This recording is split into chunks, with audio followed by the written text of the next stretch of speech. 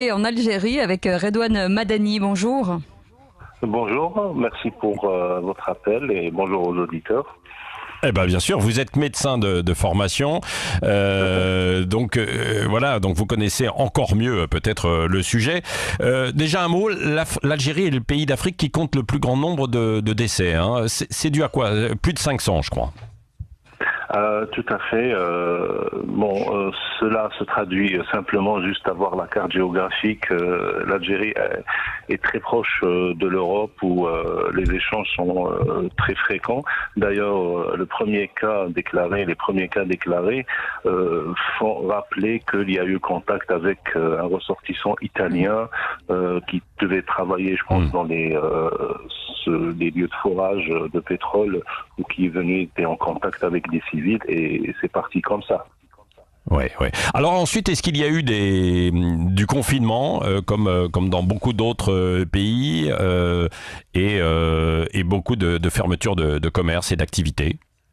Ah ben très bien. Le réflexe a été quand même assez positif où on a commencé, moi personnellement, j'ai commencé la période de confinement au télétravail à partir entre le 16 et 18 mars et tout le monde ça a été comme ça, une réaction de chaîne, un effet de boule de neige. Le gouvernement a pris toutes les dispositions pour arrêter toute activité économique et lancer le confinement. D'ailleurs, on a réduit la circulation dans les lieux publics dès le départ à partir de 19h du soir jusqu'à 7h du matin.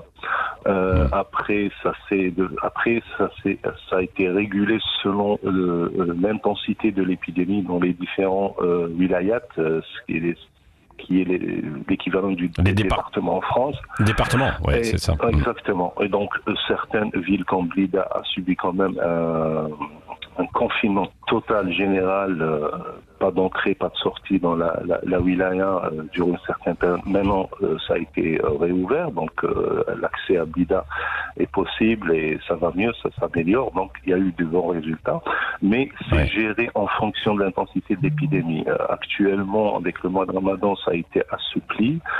Bien sûr, c'est une limitation de la circulation à partir de 15h, plutôt 17h au lieu de 15h, comme avant.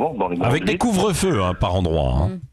Oui, des couvre-feux, disons, c'est plus, je dirais, il faut pas le prendre couvre-feu comme étant un degré d'intensité quand même optimal, mais surtout pour sensibiliser et passer un message qu'il faut éviter les regroupements. C'est ça. L'école fermée ou pas? Les écoles, Redouane Madani? Oui, tout à fait. Les écoles sont fermées, mais il y a de grands efforts qui se font actuellement. Donc, il y a une continuité dans l'enseignement via les plateformes internet. Mais elles ne vont pas rouvrir là d'ici l'été ou elles vont rouvrir? Non, je pense que les dernières déclarations du ministre de l'Éducation et du gouvernement disent qu'il faut la reprise est prévue pour le mois d'octobre. Pour le moment, elle est décidée pour le mois d'octobre. Un dernier mot sur le port du masque, ça marche bien. On dit pas masque là-bas. Bavette. Oui, bavette. Masque. Oui, pour la norme FFP2, on dit masque et les bavettes chirurgicales, bavettes. Pour les autres, comme en médecine. Pourquoi pas. Exactement. Donc, merci beaucoup. Okay. Merci Redouane Madani. Chaque matin donc sur 5 minutes, on fait un petit tour à l'étranger pour voir dans un pays comment on lutte contre le coronavirus et quelle est la situation. Voilà, nous étions en Algérie ce matin. Nous voyagerons de nouveau demain matin.